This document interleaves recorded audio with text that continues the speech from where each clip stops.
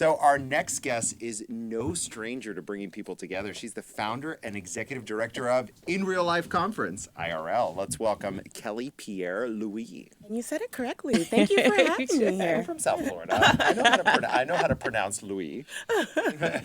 Welcome, Kelly. So what is IRLCONN? IRLCONN, it stands for Connections in Real Life, and it's for students, entrepreneurs, and professionals, and we focus on tactically connecting them to real opportunities within business and education. So we kind of struggle with the IRL thing. I always say I met my husband IRL, and people get that. We didn't meet online, right? But a lot of things don't happen IRL these days, especially for students and young people. So Absolutely. How do you target this crowd? Yeah, absolutely. So we focus a lot of our initiatives and programming for students, entrepreneurs, and professionals, but also recognizing that it's no longer linear in terms of age or anything like that. Anyone can be a student, essentially. When I first started it, I wasn't in school as I am now. But yeah, a lot of what we do focuses on those initiatives. We actually have a franchise, EDU franchise, focus on immersive learning and actually bridging the classroom to the actual business world. So wow, imagine that. Yeah.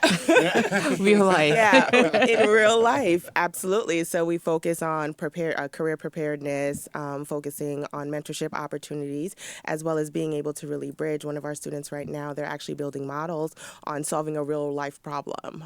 So that's what we essentially do with our programming, with a lot of the events that we curate, and especially at our marquee event, the In Real Life Conference. And so what sets your business event apart from the other ones? There are so many business events, right? Yeah, there is. So I actually started it. So I'm a marketing executive by trade. And so I speak at a lot. What'd you market? Digital marketing, typically in tech and in education. So similar space. Yeah, absolutely. So, but I speak at a lot of conferences. I go to a lot of conferences, and it really just bothered me that one, oftentimes is very homogeneous. It's sort of like a lot of the same people saying the same thing. And then also I think No, it's all you good. Don't say that. Charlie can tell you about that too. Yeah. The scene. The same thing over and over again. Over and over again. Yeah. So we really focus on one, making sure that there's diverse representation and in perspective, and that's in all facets. So the people. Yeah, everyone stops with diversity thinking it's male, female, black, white. No, in every facet, because it helps again depict what's happening in the real world in business. These perspectives matter, and then secondly, we really focus on again tactical solutions. So we focus on our tenets, which is money, technology, career development, education, as well as business wellness, essentially being your best self so that you can produce your best work. So this is what we focus our programming and content on, and sort of who we have our speakers and activations, etc. So I think that's what really sets it apart, because you can go there, you never know who you're sitting next to. It's as much as sort of looking at on who's on stage, as well as looking who's next to you. And we go with the notion where sort of everyone in the building has value. So it's a really different approach. It's very familial. People have started businesses together, found mentors there, etc. It's really an experience. From what I've told, my experience is a little different behind the scenes, but everyone who attends, it's really great feedback, and it's been called transformational, and it's something that I'm really proud of. So, entrepreneurship is something that provides jobs for people. And I think young people aren't aware of all the possibilities that exist out there. Of course, it's not easy, as all of us at this table know as entrepreneurs.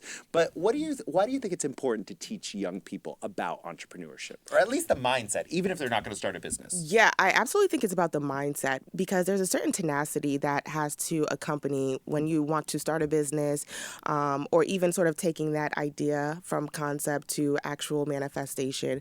I think there's an entire process there that's really healthy just for growth into adulthood, or sort of adulthood with the bills and all that, and the various stages of adulthood. And I think it's really important to sort of understand that within the confines of entrepreneurship, but then also understand that entrepreneurship is really more so of a mindset. If there's something that, comes to mind, you can actually help make it happen. Or if you have an idea in sort of different phases of entrepreneurship, you don't necessarily have to build something from scratch.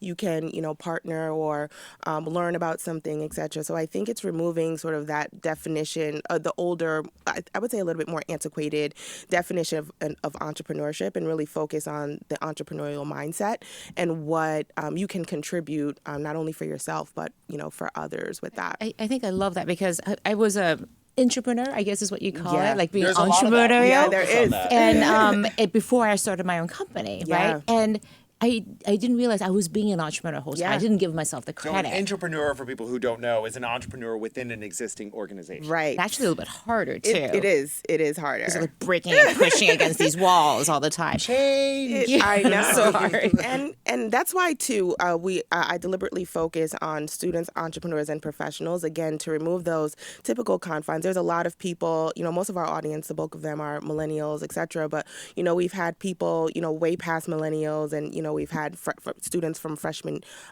students, and I think it's important because, again, it removes those identities that people sort of feel left out. You can identify with at least one of these buckets, and you will be able to have information that's helpful for you in that sense. So Yeah, I get the sense you're creating an environment where it's very inclusive. People Yeah. feel really belonging, and they feel safe to be able Absolutely. to go out there and take this really risky thing on. Absolutely. What's been some of the outcomes? I'm curious. Did anybody actually go out and start companies? Did they start doing things? What's been Absolutely. the That impact? we've had people start businesses. We've had people actually come together and partner and form new businesses because of the people that they met.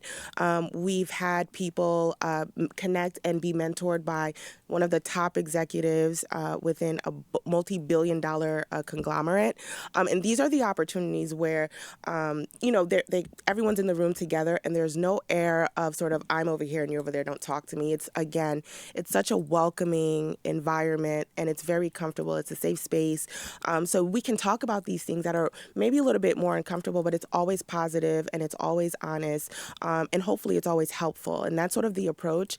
And I think once you remove sort of those barriers that I think are often, if you go to a conference with these expectations, I mean, the results have really been really tremendous. So it's been great. Conferences are something that are hard to get right. Oh, they are. Yeah. Because let me tell you, I have been to so many conferences that I just wanted to run away screaming. Yeah. And they're so expensive. It is. And it's like, fortunately, I have a nonprofit backing my work that Yeah. pays, but still, I sometimes think, is this the highest and best use of the foundation's money? Yeah. Or if you work for a company, and if it's your money, which I have paid in the past, Yeah. sometimes I'm so frustrated because Yeah. I'm like, this isn't leading to career outcomes. I'm not even entertained. Right. Yeah. You're just sitting at the hotel bar, like, drinking a glass of wine, trying to numb the pain. Getting personal. We've all been Like there. Saturday night. So how is IRLCONN going to fight this culture of Yes. bad conferences? Absolutely. Well, there's no judgment out there, but so we definitely just focus on what we're doing, and what we're doing again is we're building value and making sure that whatever you get from here, we're tactically focusing on making sure you can get information that you can apply today. So if you've already known it, then we're providing you avenues where you can share that information or sort of scale it, or share with others. So I think that's really our focus, making sure that everyone that walks into the place know that they are valuable, and from the content that they're getting, from the way that they're treated, from what they see. My team will tell you I'm very particular about aesthetics, and I think I understand on the back end too. It takes a lot to put a conference together. So the pricing thing has really been a thing as well. We made our pricing for the first 2 years. We're going into our third year next year, really affordable for people who were students. Again, Of course. taking into Emergent account. adults. Yes. Yeah. So this year we're actually expanding from 1 day to 3 days. So, the cost is going to go up. But again, with that, if people are spending their time and their money, it's a very intentional conference. So if you are coming there to spend your time and your money, we want to make sure that you are felt that you're valued, and that the information that you get, honestly, hopefully it's something new to you, and that you'll be able to apply it to your life this very day. Awesome. Sounds great. Thank you so much for joining us, Kelly. Thank you for All having the me. best I to really you with appreciate that. All the best. Merci beaucoup. Merci. Adiós bien.